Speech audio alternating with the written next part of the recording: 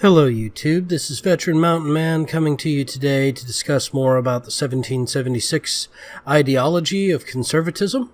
Sorry I was not able to join you yesterday, but I was out in the wilderness teaching a couple of women how to take care of firearms and take care of themselves in a defense situation, which is utterly important since the U.S. Supreme Court has ruled that you cannot expect the police to defend you.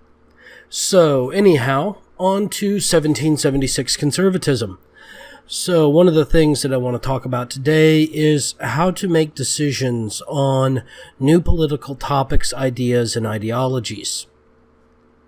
Well, the 1776 stance is always leaning towards the most personal decision. What does that mean? Well, that means that when it comes to rights, when it comes to freedoms, when it comes to laws, you always want to lean on the side of personal responsibility. The individual making the decision in their individual circumstance should have maximum freedom to decide.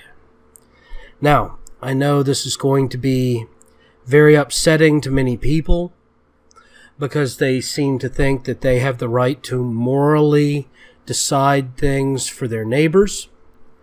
But the truth of the matter is, as a 1776 conservative, you don't.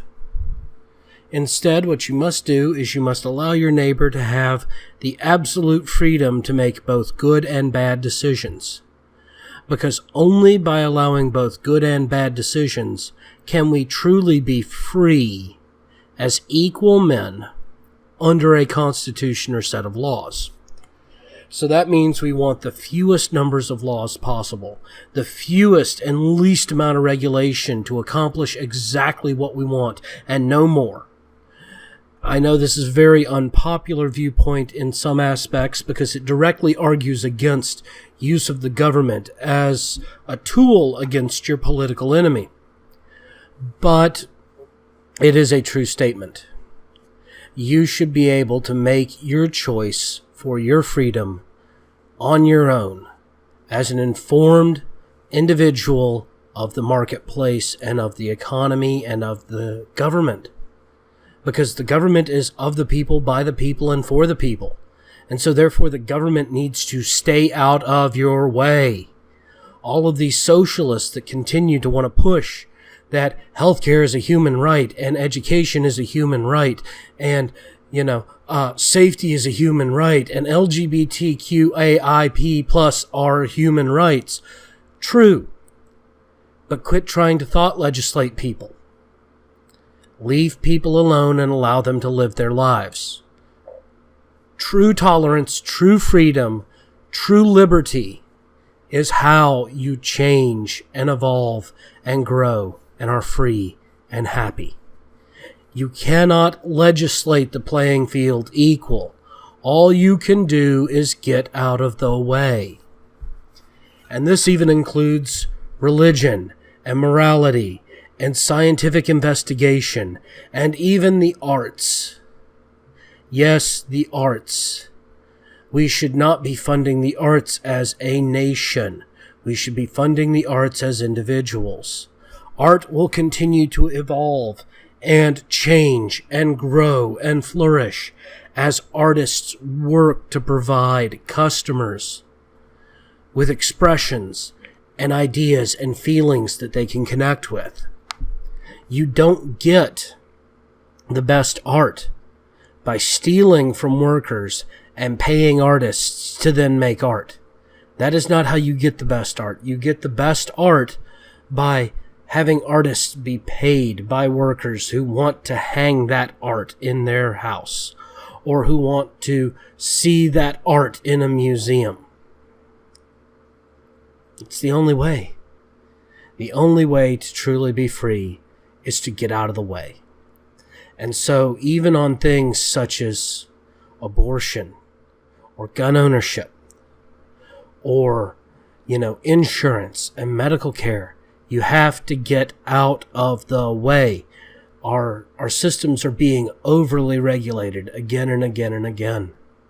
And what we need to do is we need to step back and cut the red tape and cut out the expense-costing regulations that do no good to anyone, and allow the free market to equalize and stabilize and create the best products for the best prices, because free market capitalism is not exploitation.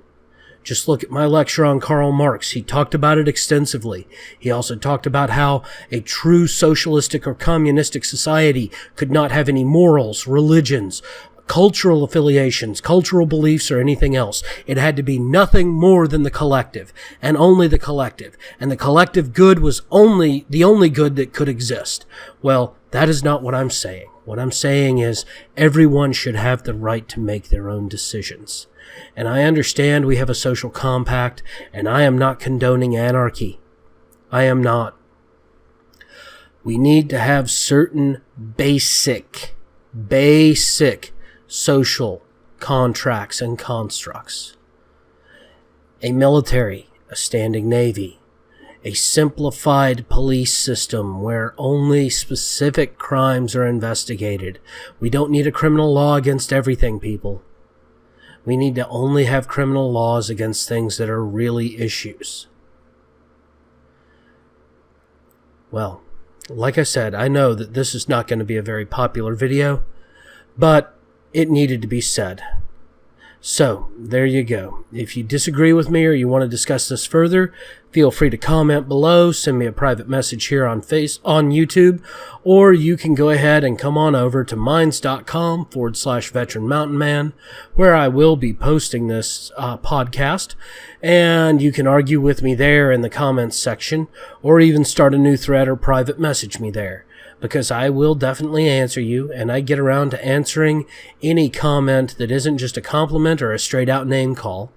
So go ahead, bring them up, sit down with me, have the discussion. I'll explain to you in further detail why true freedom starts with getting out of the way of everybody, why laissez-faire government is the best government, and why we need to start backing down on some of the insanity that has continued to grow since World War II.